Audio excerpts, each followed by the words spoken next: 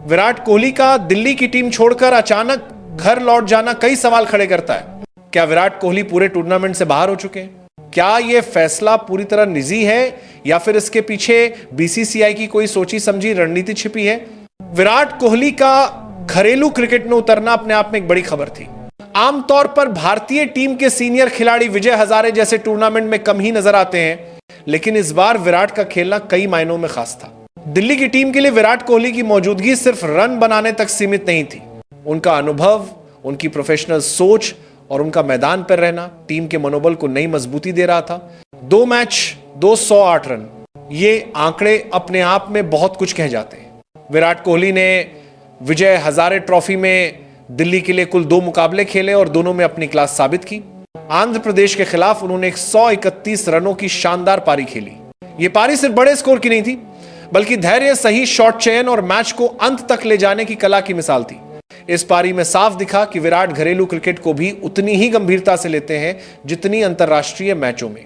गुजरात के खिलाफ विराट शतक से जरूर चूक गए, लेकिन उनकी पारी की अहमियत कम नहीं थी।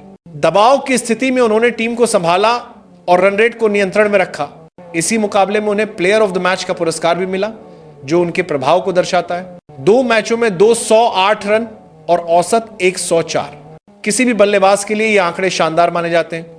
खास बात यह है कि विराट ये प्रदर्शन उस दौर में कर रहे हैं जब वो अंतरराष्ट्रीय क्रिकेट में भी लगातार रन बना रहे हैं। फिटनेस को लेकर कोई सवाल नहीं है। अविश्वलीय प्रेशवेन के दाव दे रहे, मानसिक रूप से भी विराट पूरी तरह संतुलित नजर आते हैं।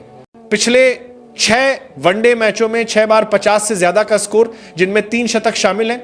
ये आंकड़े बताते हैं कि विराट कोहली आज भी भारत के सबसे भरोसेमंद वनडे बल्लेबाजों में से एक है। तो फिर सवाल वही है, जब विराट शानदार फॉर्म में थे, रन बना रहे थे और टीम को मजबूती दे रहे थे, तो उन्होंने दिल्ली टीम क्यों छोड़ी? मीडिया रिपोर्ट्स के मुताबिक विराट कोहली बेंगलुरु एयरपोर्ट से घर के लिए रवाना हुए।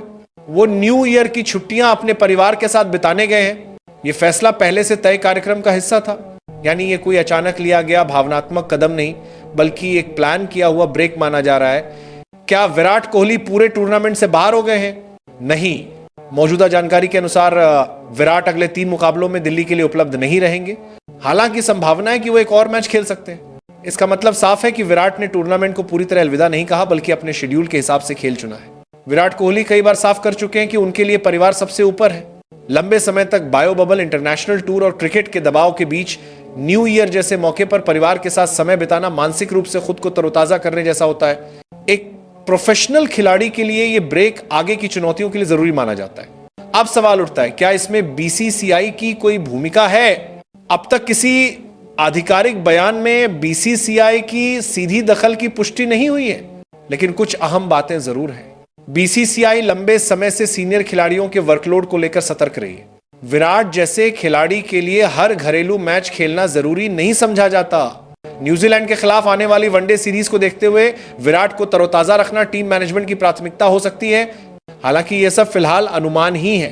विराट की गैरमौजूदगी दिल्ली के लिए निश्चित तौर पर एक बड़ा झटका है। टॉप ऑर्डर में अनुभव की कमी दिख सकती है, युवाओं पर ज्यादा जिम्मेदारी होगी और विरोधी टीमों को मानसिक बढ़त भी मिल सकती है। लेकिन यही तो घरेलू क्रिकेट की खूबसूरती है।